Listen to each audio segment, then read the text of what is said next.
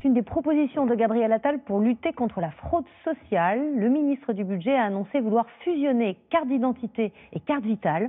Alors que le gouvernement teste en ce moment les cartes vitales biométriques, il s'agirait d'un revirement radical. Mais cette idée tient-elle la route? Gaspard de Florival, Marie Cazot. La carte d'identité et la carte vitale fusionnées dans les prochaines années, c'est le projet du gouvernement afin de lutter contre les fraudes aux prestations de santé.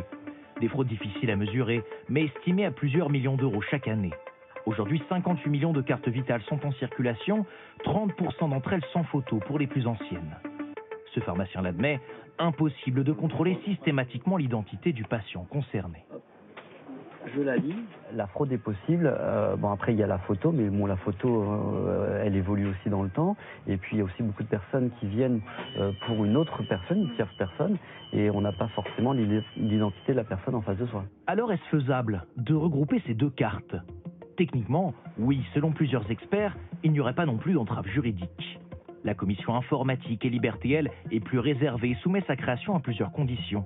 Parmi elles, la séparation stricte des informations et l'existence d'un compartiment spécifique sur cette nouvelle carte pour le numéro de sécurité sociale et les données médicales, uniquement accessibles aux professionnels de santé. Objectif, protéger ces informations, mais cela pourrait créer de nouvelles failles, selon ce spécialiste.